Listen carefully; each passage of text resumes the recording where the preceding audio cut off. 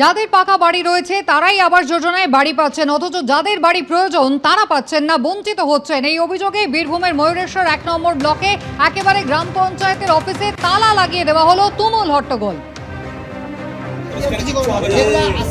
পঞ্চায়েত অফিসে তালা লাগিয়ে দেওয়া হলো, যেখানে কর্মীরা তারা ভেতরে তালাবন্দি অবস্থায় রয়ে গেলেন আর বাইরে তুমুল হট্টগোল।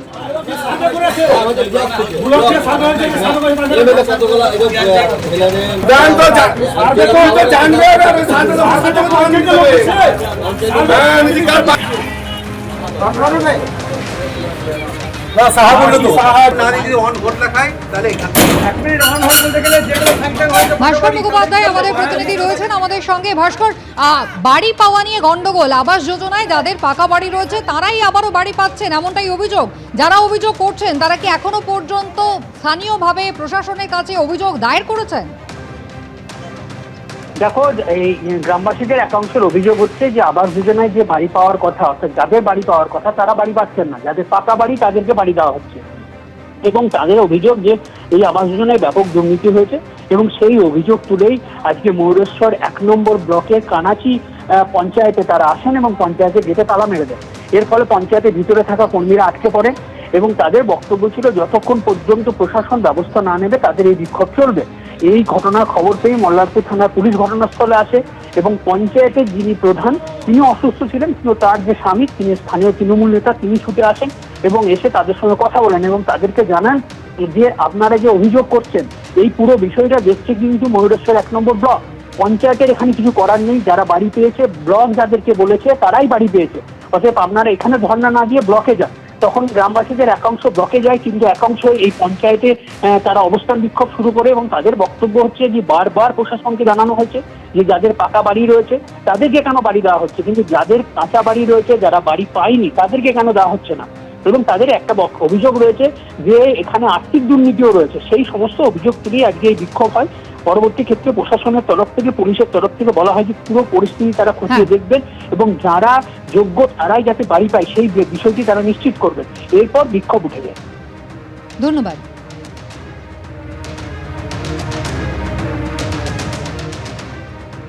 যে বড় খবরে নজর রাখবো, বাবরি যাত্রা আগামীকাল পলাশী থেকে ইটাহার পর্যন্ত হওয়ার কথা ছিল, আপনারা জানেন সেই যাত্রা আপাতত পিছিয়ে দিচ্ছেন হুমায়ুন কবির।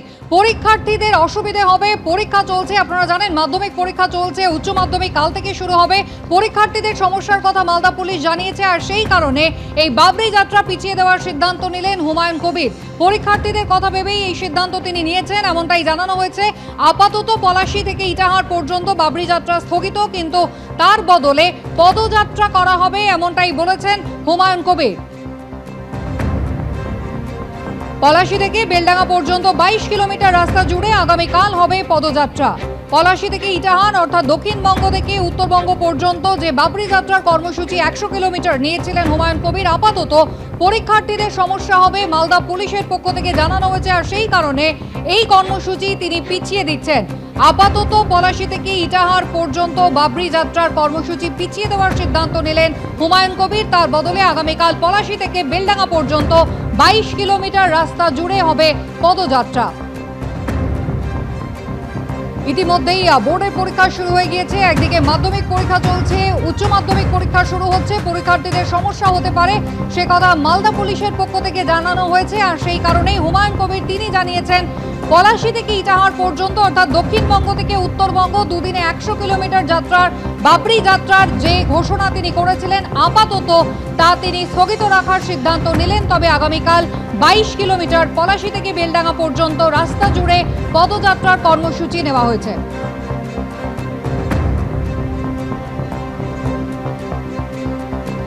যে বড় খবরে আমরা নজর রেখেছি, পলাশী থেকে ইটাহার পর্যন্ত বাবরি যাত্রার কর্মসূচি হুমায়ুন কবির পিছিয়ে দিলেন। আজ থেকে বাবরি মসজিদের নির্মাণ শুরু হয়েছে আর আগামীকাল তার ঘোষিত কর্মসূচি ছিল বাবরি যাত্রা তিনি শুরু করতে চলেছেন। দক্ষিণবঙ্গ থেকে উত্তরবঙ্গ ১০০ কিলোমিটার কভার করবেন এমনটাই জানা যাচ্ছিল, তবে পরীক্ষার্থীদের অসুবিধে হতে পারে মালদা পুলিশের পক্ষ থেকে জানানো হয়েছে আর তাই হুমায়ুন কবির আপাতত তার এই বাবরি যাত্রার কর্মসূচি স্থগিত করছেন। তবে আগামীকাল ২২ কিলোমিটার পলাশী থেকে বেলডাঙ্গা পর্যন্ত রাস্তা জুড়ে পদযাত্রার কর্মসূচি নিয়েছেন।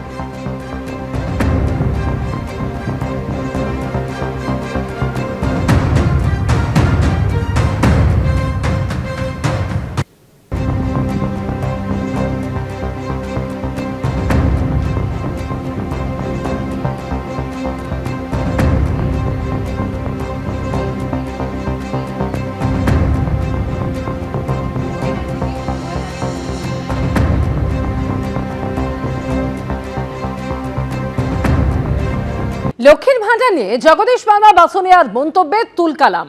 যারা আজ এখানে কথা বলছেন সেই বিজেপির মহিলারা হাত পেতে লক্ষ্মীর ভান্ডার নিচ্ছেন, তারা মমতা বন্দ্যোপাধ্যায় থেকে ভিক্ষা নিচ্ছেন।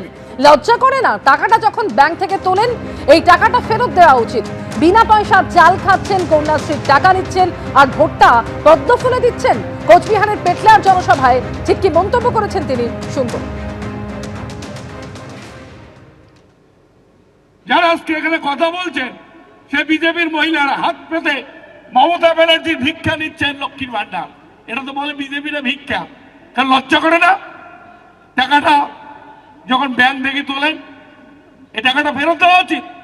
বিনা পয়সায় চাল খাচ্ছেন, কন্যাশ্রীর টাকা নিচ্ছেন, কৃষক বন্ধুর টাকা নিচ্ছেন, আর ভোটটা পদ্ম ফুলে দিচ্ছেন। বড় লেকচার মারছেন।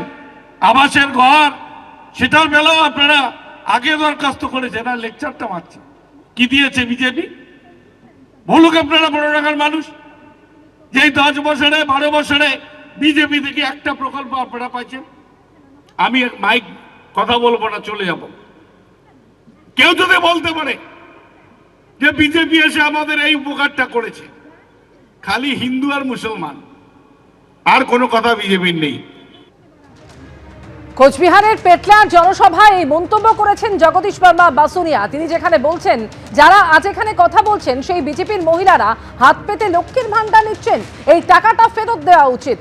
বিনা পয়সার চাল খাচ্ছেন আর ভোটটা পদ্ম ফুলে দিচ্ছেন। তার এই মন্তব্যের সমালোচনা করেছে বিজেপি। প্রত্যেকের করের টাকা এই প্রকল্প দেওয়া হচ্ছে বলে পাল্টা জবাব দিয়েছে বিজেপিও। কি বলছেন বিজেপি নেত্রী দেবশ্রী চৌধুরী, শুনুন।